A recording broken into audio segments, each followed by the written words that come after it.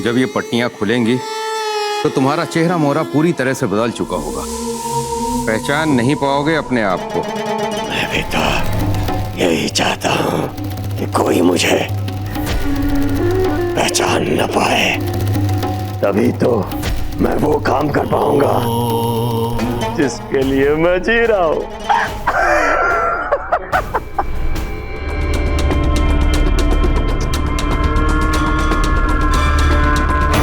ऐसे साफ करोगी मेवाड़नाथ के राज सिंहासन को। ऐसे सिंहासन पर बैठेगा हमारा पुत्र प्रताप। पाया, पकड़ लो इसे और डाल दो काल कोठरी में। क्षमा कर दीजिए हमें।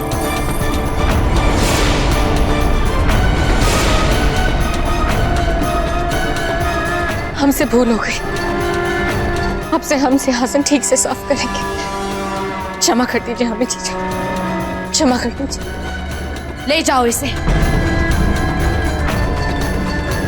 क्षमा कर दीजिए महारानी जी, हमसे दोबारा ऐसी गलती नहीं होगी। हुकुम, हुकुम, हुकुम, हमें बचा लीजिए हुकुम। हीर भाई जी, अब हम मेवाड़ के महाराणा नहीं रहे।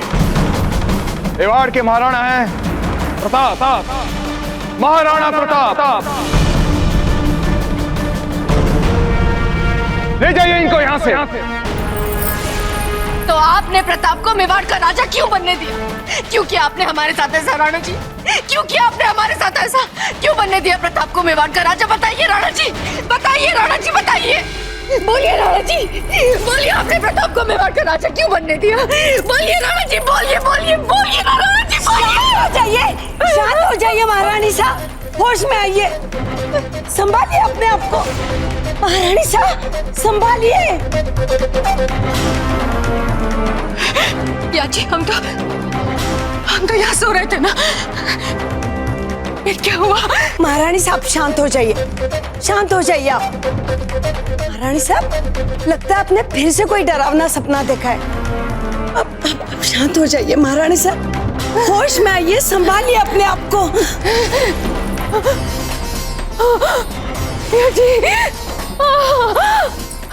महारानी साहब, लगता है वो शुभ घड़ी आ गई है।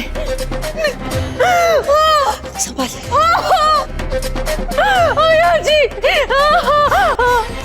धीर भाई साहब की प्रसव पीड़ा आरंभ हो गई है। अब वो खुशी के पल आने ही वाले हैं। धीर भाई साहब की सच? हाँ रानी साहब। अरे वाह, ये लो, कितना अच्छा समाचार दिया है तुमने हमें। और जाओ जल्दी तुरंत नारा जी को शुभ समाचार दो। तुमने तो हमारा दिल ही खुश कर दिया।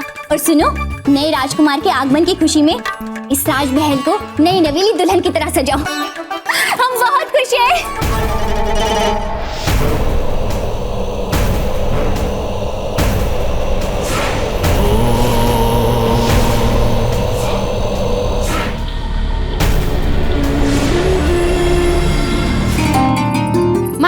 महारानी सा,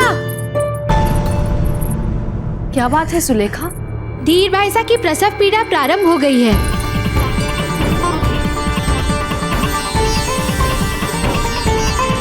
ये लो। इसका मतलब ये हुआ ना रानी माँ, कि हमारा छोटा भाई अभी किसी भी समय जन्म ले सकता है। हाँ कुंवर प्रताप, अब वो शुभ घड़ी आने ही वाली है। हम अभी छोटी माँ को देख कर आते हैं। प्रताप, आपका तिलक।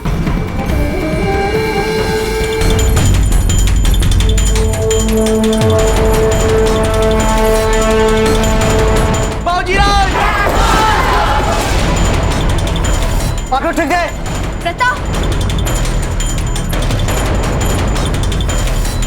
आप ठीक तो है ना? कहीं चोट तो नहीं लगी? हम बिल्कुल ठीक है रानी माँ, हमें कुछ नहीं हुआ है। हम बस छोटी माँ को मिलकर आते हैं।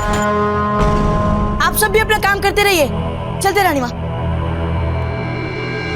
महारानी साहब, जैसे ही रानी धीरबाई के होने वाले बच्चे का समाचार बाबूजी राज को मिला है, वैसे ही उनके साथ ये अपशकुन हुआ है। एक दिन जी बुरा न करे महारानी साहब। श्री कृष्णम शरणम मम, श्री कृष्णम शरणम मम, श्री कृष्णम शरणम मम। लिंगाय नमः स्वाहा। ओम एकलिंगाय नमः स्वाहा। पंडित जी, इस हवन के बाद तो हमारे होने वाले पुत्र पर इस तिथि का दुष्प्रभाव नहीं पड़ेगा ना? राणा जी, वैसे आज का षष्ठी वाला ये दिन नवजात के लिए तो अशुभ ही है, किंतु मुझे पूरी आशा है कि इस यज्ञ में आपके द्वारा दी जाने वाली ये अंतिम आहुति इसके सारे दुष्प्रभावों को रोक लेगी। यज्ञ में अंतिम आहुति दे राणा जी। जी पंडित जी।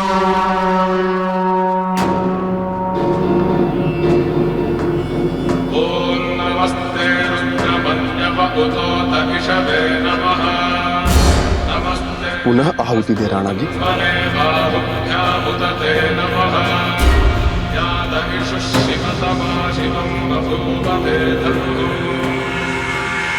अविश्वसनीय।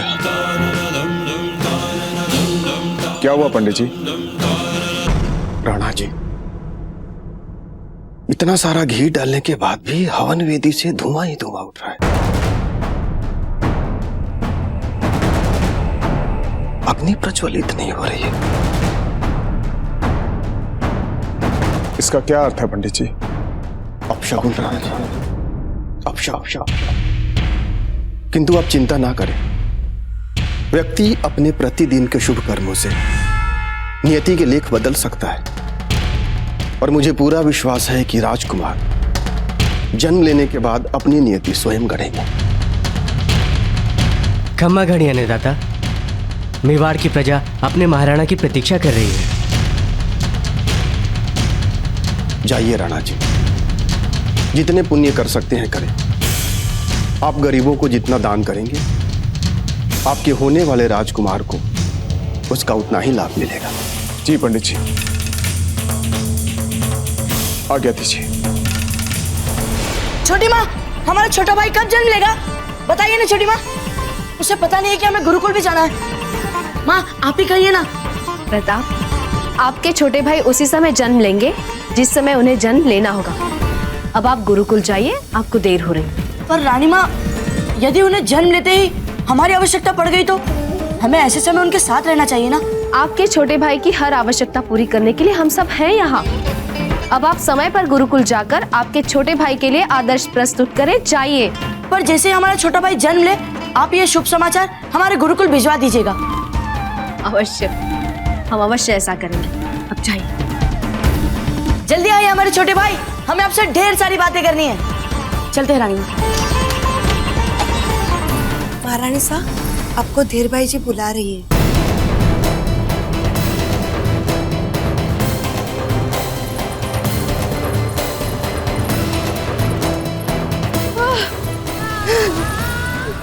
जीजा, जीजा, कहिए धीर भाई जी, क्या चाहती हैं आप हमसे? जीजा, हमें बहुत बुरे विचार आ रहे हैं जीजा, बहुत बुरे विचार आ रहे हैं। हमें न जाने क्यों प्रताप का भय मन से जाता ही नहीं है जीजा। क्या करें? न जाने क्यों ऐसा लगता है जीजा कि प्रताप की कीर्ति के आगे हमारे बच्चे की पहचान गुम हो जाएगी। जीजा, आपने हमें रामायण सुनाई ताकि हमें अच्छा लगे। हमें अभी भी बुरे ख्याल आ रहे हैं जीजा, हमें अभी भी बुरे ख्याल आ रहे हैं। हमारे लिए रामायण पढ़िए जीजा, रामायण पढ़िए हमारे लिए। धीर भाई जी, भरोसा रखिए, सब ठीक हो जाएगा। कैकेयी ने मंत्रा से डांटते हुए कहा, तू मुझे मेरे राम के विरुद्ध भड़काना चाहती है? तू मुझ में राम और भरत के लिए विद्वेष का विष भरना चाहती है? चली जा यहाँ से।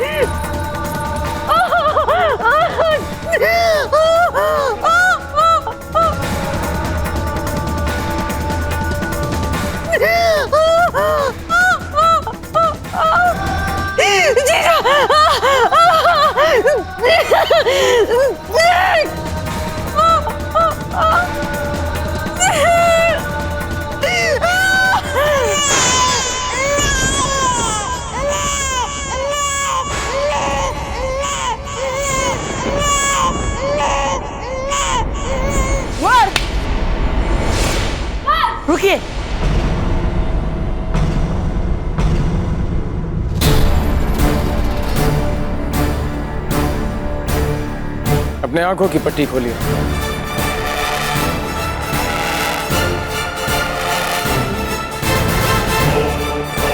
बताइए।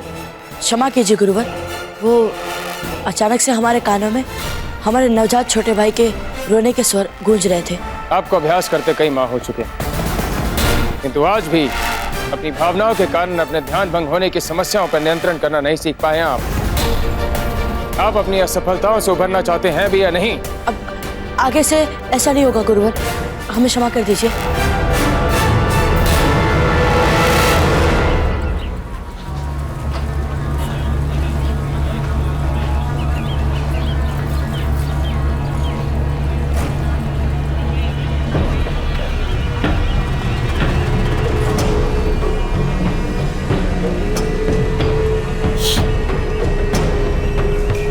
जो माल मंगवाया था वो आ गया?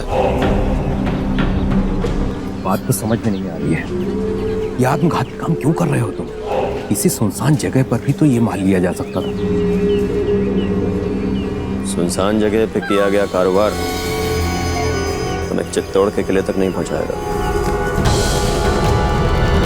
ये बेहतरीन बारूद है, सीमा पार से मंगवाया है। 50 मूरों से कम नहीं लूंगा इसका मैं। 50 नहीं, 100 रख लो। दिखते तो साधारण मेवाड़ी हो और अशरफिया ऐसे बांट रहे हो कि कई के राजा हो।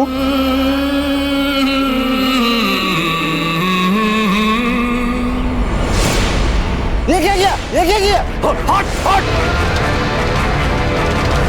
बता किसका है माल? मैंने सच सच बता वरना हम खाल खींच लेंगे। पकड़ो इसे। माफ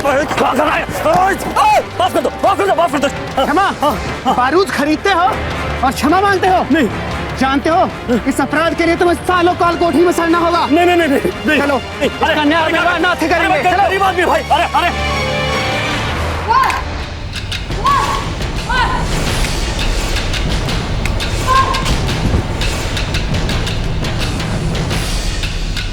अरे वेणुदास उठिए। शांतनु, आज की अंक तालिका क्या कहती है? गुरुदेव, शक्ति के अंक उसे अंतिम परीक्षा के योग्य बना चुके हैं।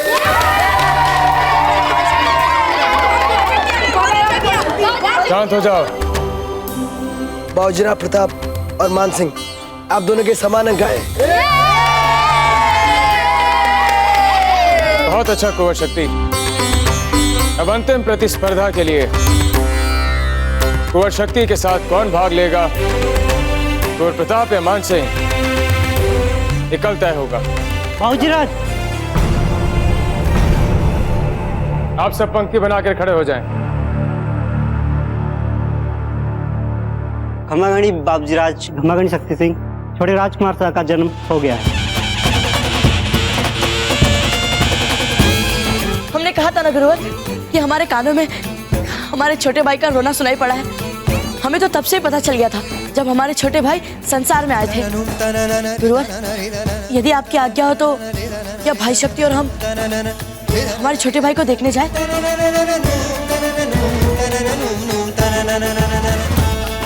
अब जा सकते हैं। धन्यवाद गुरुवर।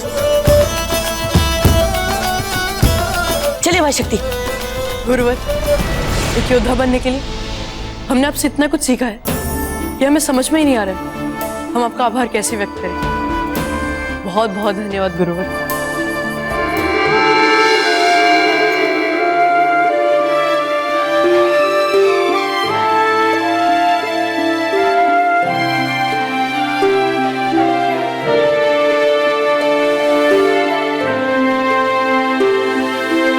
धीर भाई जी, इतना अनमोल उपहार देने के लिए आपका बहुत बहुत धन्यवाद।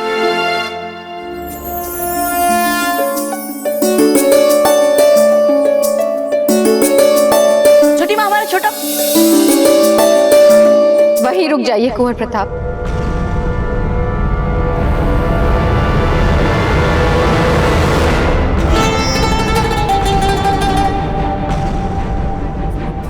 जब आपकी छोटी माँ को सबसे ज्यादा आवश्यकता थी आपकी, तो आप कहाँ थे? क्यों इतनी देर लगा दी आने में? क्षमा कर दी ना छोटी माँ। धीर भाई जी, इस बार कुंवर प्रताप को क्षमा कर दीजिए। वो अपने भूल का पश्चाताप अपने छोटे भाई का नामकरण करके करेंगे।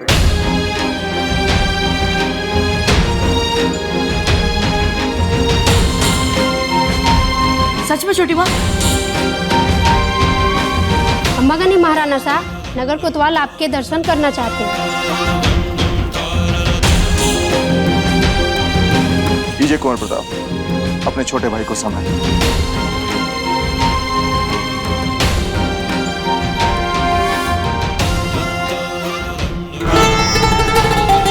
हम आपका इतना सुंदर नाम रखेंगे, इतना सुंदर नाम रखेंगे कि सारा संसार आपको हमेशा याद रखेगा हमारे छोटे भाई।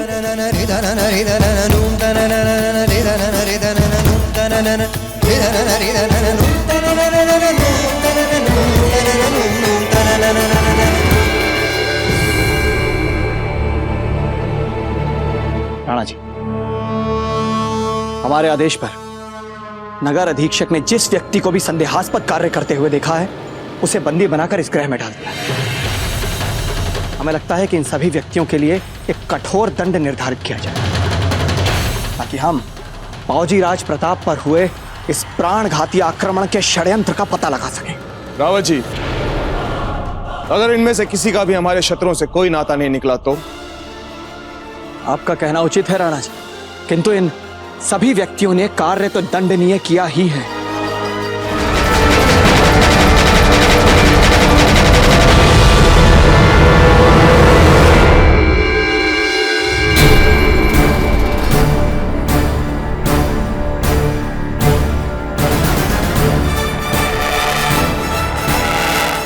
हुकुम, इन्हें पकड़ते समय हमें जिस के लिए जिस अपराध की संभावनाएं दिखी वो हमने रावत जी को बता दी।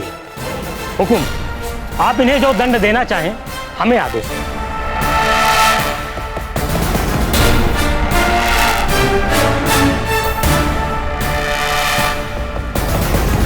हम इन सभी अपराधियों को आज क्षमादान देते हैं।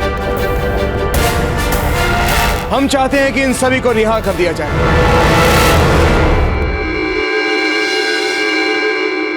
राणा जी क्षमा कीजिए, किंतु इनमें से कुछ का अपराध बहुत गंभीर है। रावत जी, क्षमा हर घृणा को, हर क्रोध को, हर कुंठा को भलाई के रास्ते पर ला सकते। आज हमारे पुत्र का जन्म हुआ और हम अपनी ओर से और अपने नवजात पुत्र की ओर से क्षमादान की पहल करते हुए आप सभी से अपेक्षा करते हैं कि आप अपना नया जीवन शुरू करें। वो जीवन जिसमें अपराध नहीं बल्कि क्षमा, प्यार और हमारे बेटे के लिए आशीर्वाद।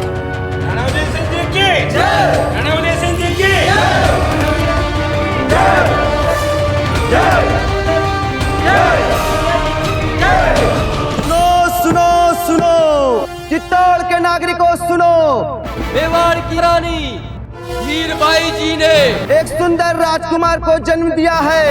सुनो सुनो सुनो, जिसके शुभ अवसर पर उदय सिंह जी ने सभी प्रजाजनों को कल अर्थात राजकुमार जी के जन्म के 11वें दिन नामांकन समारोह में सभी को आपने राजमहल में सादर आमंत्रित किया है। सुनो सुनो सुनो चित्तौड़ के नगर वासियों, सुनो सुनो सुनो सुनो। देखो, अब फिर से ये मत बोल देना कि तुम वापस महल के अंदर जाकर गिरफ्तार होने वाले हो। बिल्कुल नहीं। अच्छा एक बात बताओ, इतना बड़ा खतरा तुमने सिर्फ ये जानने के लिए उठाया था कि महाराणा उदय सिंह और उसके मंत्री तुम्हें पहचानते हैं या नहीं? बिल्कुल, ये जानना हमारे लिए बहुत जरूरी था, क्योंकि अब प्रताप को मारने के लिए हम उसके बहुत करीब जा सकते हैं। लेकिन अगर इस अपराध में पकड़े जाते तो वो लोग कम से कम 15 बरस के लिए तुम्हें कालकोठरी में डाल देते। क्या फर्क पड़ता है? प्रताप को मारना हमारी जिंदगी का मकसद है। फिर 15 बरस क्या, सारी जिंदगी इंतजार करना पड़ा तो हम हंसते हंसते कर लेंगे।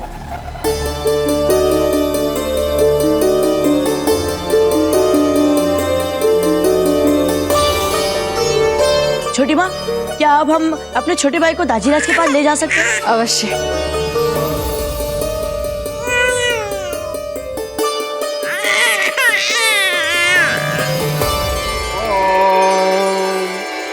ओम एकलिंगाय नमः स्वाहा।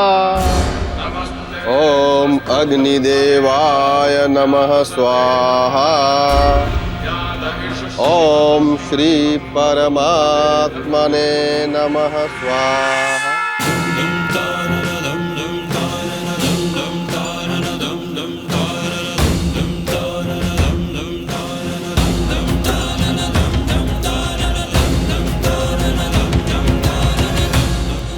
अब राजपूत परंपरा के अनुसार मेवाड़ के जो सबसे वीर राजपूत माने जाते हैं वे छोटे राजकुमार को जन्मघुट्टी पिलाएंगे। जी पंडित जी, रावत जी को बुलाया जाए। राणा जी, यदि आपकी आज्ञा हो तो हम चाहते हैं कि कुंवर प्रताप अपने छोटे भाई को जन्म घुट्टी पिलाए। परंतु बेना, कुंवर प्रताप तो अभी बालक है, वे घुट्टी कैसे पिला सकते हैं? तो क्या हुआ? कुंवर प्रताप ने राणा जी को युद्ध में विजय दिलवाने के लिए महत्वपूर्ण योगदान दिया है। उनसे अधिक साहस्य कौन हो सकता है?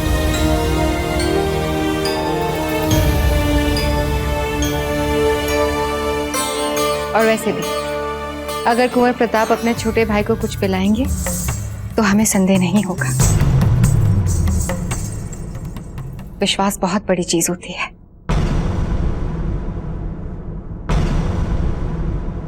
इस सम्मान के लिए बहुत धन्यवाद छोटी माँ।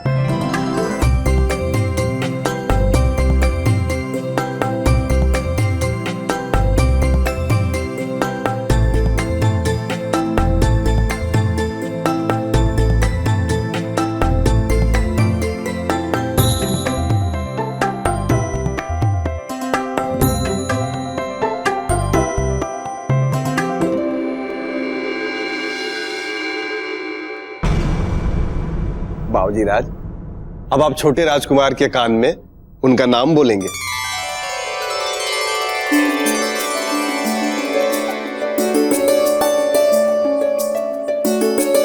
कुंवर प्रताप, थोड़ा जल्दी कीजिए ना, यहाँ बड़ी गर्मी है, हम तो पिघल ही जाएंगे। हाँ बस लीजिए मंजली माँ।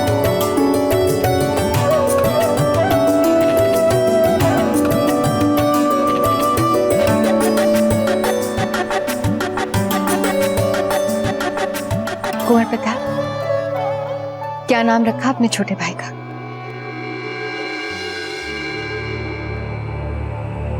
जिसमें पूरे संसार से लड़ने की ताकत हो, जो पूरे जग से मल कर सकता हो, उसका नाम है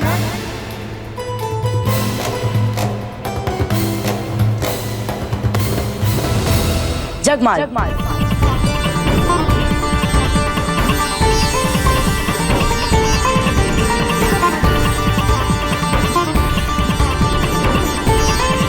रानी माँ, आप भी आइए ना। आप वहां क्यों इतने कोने में खड़ी हैं?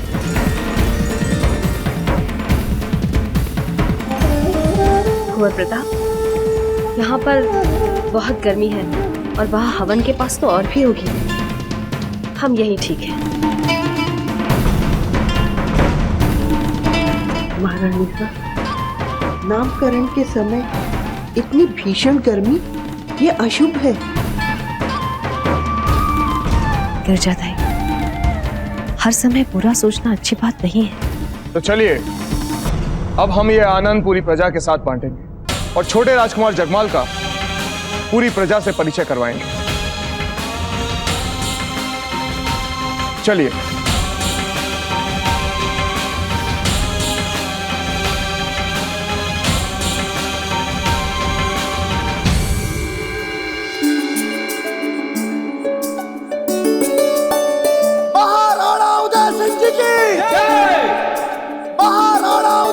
जी की जय, महाराणा उदय सिंह जी की जय, महाराणा उदय सिंह जी की जय। आज हमारे छोटे भाई का नामकरण हुआ है और उनका नाम है कुंवर जगमाल सिंह।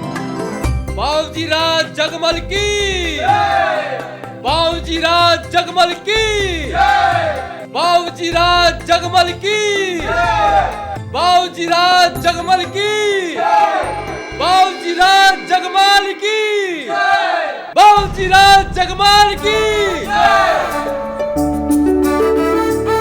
सुरदन सिंह जी, आप प्रजा को ये भेंट बांटिए, हम अभी आते हैं। हुकुम।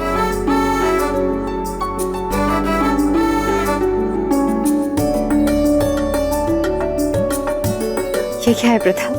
छोटी माँ, ये हमारी ओर से हमारे छोटे भाई के लिए भेंट। याद रखिएगा कि जब भी हमारा छोटा भाई किसी भी अस्त्र शस्त्र को थामे तो सबसे पहले वो इस खंजरी को ले। बहुत सुंदर है ये खंजर, बस थोड़ा बड़ा हो जाने दो इसे। जगमाल को आपकी ये भेंट बहुत अच्छी लगेगी। पर सच कहें तो कुंवर प्रताप, आपके छोटे भाई के लिए आपकी सबसे बड़ी भेंट तो तब होगी जब आप अभ्यास के अंतिम चक्र तक पहुंच जाएंगे, ताकि सर्वश्रेष्ठ विद्यार्थी के लिए आपका मुकाबला सीधे कुंवर शक्ति के साथ हो। तो फिर आप तक भी ये समाचार पहुंच गया छोटी माँ? क्यों नहीं, अपने सबसे प्रिय पुत्र की सारी जानकारियां तो रखेंगे ना हम। हमारा पूरा प्रयास होगा कि हम अंतिम चक्र तक पहुंच जाए। एक बार हम अंतिम चक्र तक पहुंच जाए तो फिर चाहे भाई शक्ति जीते या फिर हम, इसमें कोई अंतर नहीं पड़ेगा हमें छोटी माँ। हमने दाजीराज को वचन दिया था कि हम उन्हें कभी निराश नहीं करेंगे। यदि हम इस प्रतियोगिता में असफल हो गए तो फिर दाजीराज बहुत दुखी हो गए हमसे। आप क्यों असफल होंगे? हमारा आशीर्वाद है ना आपके साथ। चलते हैं छोटी माँ, हमें अब बहुत तैयारियां करनी है। कुंवर प्रताप। दाजीराज, क्षमा करनी दाजीराज, आप इतनी सुबह सुबह यहाँ हमसे कहते थे, हम स्वयं आ जाते। कुंवर प्रताप, आज प्रतियोगिता के अंतिम चक्र के चुनाव के लिए आपकी अंतिम स्पर्धा है। हुकुम। जब हम छोटे थे कुंवर प्रताप, तब आपकी दादी रानी ने हमें ये रत्न आशीर्वाद स्वरूप दिया था और कहा था कि ये बहुत भाग्यशाली है, और ये भी कहा था कि इस रत्न को धारण करने वाले को एकलिंग जी का आशीर्वाद भाग्य की तरह साथ देगा। कुंवर प्रताप, हम चाहते हैं कि आप ये रत्न धारण करें ताकि एकलिंग जी का आशीर्वाद सदैव आपके साथ रहे और आपका कल्याण करे। लीजिए कुंवर प्रताप। धन्यवाद दाजीराज।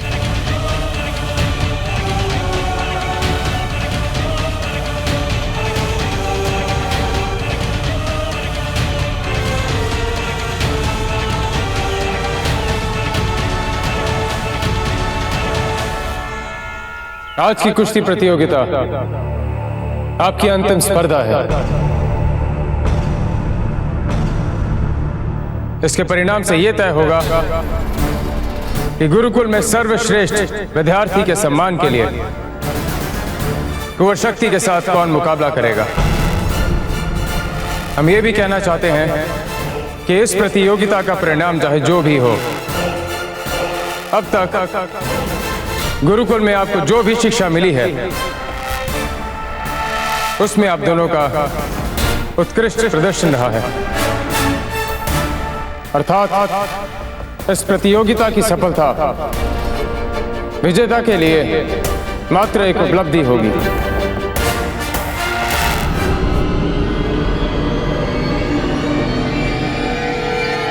मान सिंह, आप हमारे बहुत प्रिय मित्र तो है ही, पर आज हम कुश्ती एक प्रतिद्वंदी से लड़ेंगे। ये जीत हमारे लिए कितनी महत्वपूर्ण है ये हम आपको बता नहीं सकते, पर यदि इस प्रतियोगिता में, इस कुश्ती में हमसे कोई अनिश्चित हो जाए तो हमें क्षमा कर दीजिएगा। चिंता मत कीजिए बाबूजी राज प्रताप, इन सब बातों को हम अपने मित्रता के बीच नहीं आने देंगे। और हाँ, इस कुश्ती को हम ऐसी स्थिति तक लाएंगे कि आपके पास हारने के अलावा और कोई मार्ग ही नहीं होगा।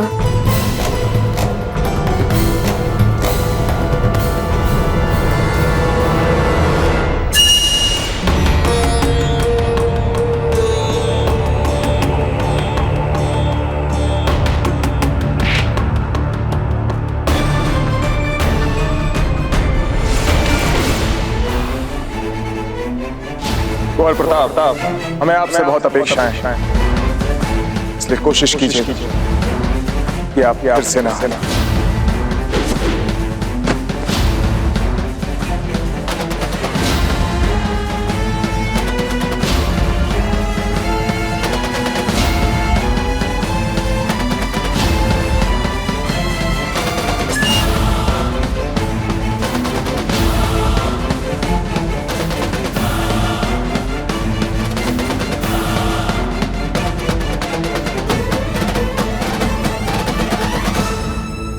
आज की कुश्ती में बाबूजी राज प्रताप को विजेता घोषित किया जाता है।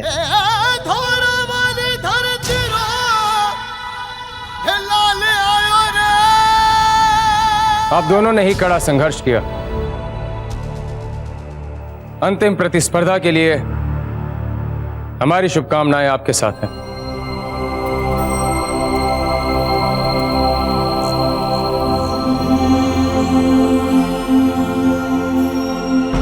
दादा भाई, अब आप और हम। हाँ भाई शक्ति, लगता तो ऐसा ही है। अब पता चलेगा कौन सर्वश्रेष्ठ है। देखते हैं। तो आपने क्या सोचा है राणा जी? हम जानते हैं धीर भाई जी कि कुंवर प्रताप मेवाड़ के श्रेष्ठ राजा बन सकते हैं। और कुंवर शक्ति, उनका क्या राणा जी? ये पक्षपात आप सज्जा जीजा को कैसे समझाएंगे? कैसे कहेंगे उनसे कि उनका पुत्र जो इतना योग्य है, इतना समर्थ है, आपकी आंखों में मेवाड़ नरेश का उत्तराधिकारी बनने के उपयुक्त नहीं है? तो आप क्या चाहती हैं धीर भाई जी, कि हम गुरुकुल की प्रतियोगिता के आधार पर मेवाड़ का भविष्य तय करें? राणा जी, आपका निर्णय हमारे लिए सर्वमान्य है, पर हम नहीं चाहते कि कोई आपकी निष्ठा या आपके कर्तव्य पे प्रश्न चिन्ह लगाए। इसलिए निर्णय लेने से पहले एक बार सज्जा जीजा की राय जरूर लीजिएगा। कुंवर शक्ति, आपको पता है, आपकी छोटी मासा हमें बता रही थी कि अगर आप इस प्रतियोगिता में कुंवर प्रताप को हरा देंगे ना, तो आपके दाजीराज आपको ही उत्तराधिकारी बना देंगे। और पता है क्या, वो राणा जी से जाके खुद इस बारे में बात करेंगी। क्षमा कर दीजिए हमें सज्जा जीजा।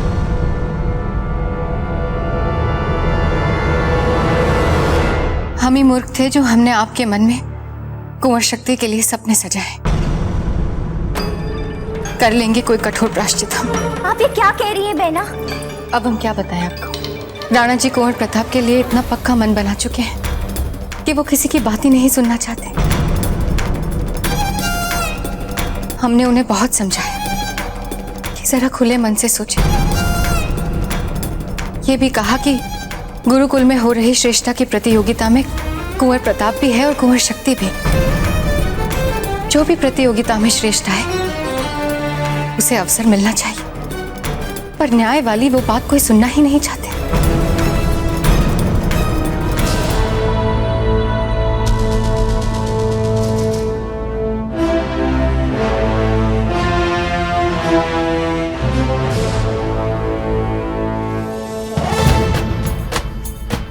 बाबूजीराज, आपका तो हर तीर अचूक लग रहा है। देखिएगा, जरूर धनुष वाली प्रतियोगिता में आप ही जीतेंगे। सोम, हमें दीवार पर भी निशाने वाली तख्ती लगाकर तीर चलाने दो। आपको पता नहीं है सोम, कितना बोझ होता है हमारे सर पर जब हम आपके सर के ऊपर निशाना लगाते हैं। पर बाबूजीराज, इसीलिए तो आपका हर तीर सीधे निशाने के बीचों बीच लगता है। और इतना तो हम भी जानते हैं बाबूजीराज कि चाहे कुछ हो जाए, आप हमें कभी भी चोट नहीं पहुंचा सकते।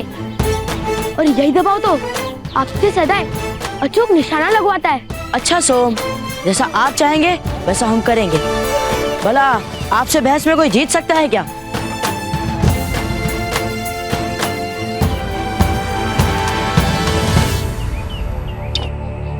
भाई शक्ति, इतने जल्दी अभ्यास बंद? कड़ी प्रतियोगिता है, आइए और अभ्यास कीजिए। दादा भाई, अब हम किसी प्रतियोगिता में भाग नहीं ले रहे। क्यों? दाशीराज तो पहले आपको श्रेष्ठ मान चुके हैं युवराज बनने के लिए। आप तो पहले ही जीत चुके हैं ये प्रतियोगिता। और राणा जी, जैसे ही एक बार हमने सारे साक्ष्य एकत्रित किए तो ये बात हमारे सामने एकदम स्पष्ट हो गई। दिल्ली के वजीर शमशेर खान ने ही फौजीराज प्रताप की हत्या के लिए उस पेशेवर हत्यारे बशर खान को इब्राहिम खान बनाकर हमारे यहां भेजा। दिखा दी ना शम्स खान ने अपनी नीचता। हम नहीं जानते थे कि हमसे इतनी बुरी तरह से हारने के बाद वो सांप हमें डसने के लिए इतनी जल्दी अपना फन उठाएगा। हमारा सैन्य बल इतना सक्षम नहीं है कि हम दिल्ली पर आक्रमण कर सकें, नहीं तो हम उस सांप को फन उठाने से पहले ही कुचल डालते। नहीं राणा जी, अब दिल्ली जाने की आवश्यकता नहीं है, क्योंकि वो शम्स खान दिल्ली में है ही नहीं। तो कहाँ है वो? शम्स खान इस समय मेवाड़ में ही रहकर अपने अगले वार की योजना बना रहा है।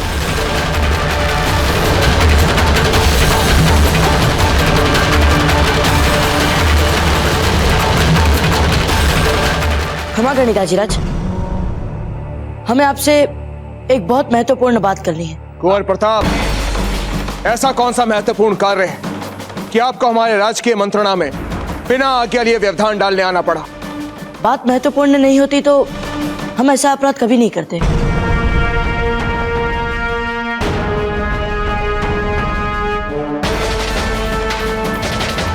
बोलिए, क्या कहना चाहते हैं आप? दाजीराज, आपने हमें ही अपना उत्तराधिकारी बनाने का मन क्यों बनाया? भाई शक्ति को क्यों नहीं? कुंवर प्रताप, क्या आपको कुंवर शक्ति ने सब कुछ बोलने के लिए भेजा है? अगर कुंवर शक्ति को इस निर्णय से समस्या है तो हमसे सीधे बात कर सकते हैं।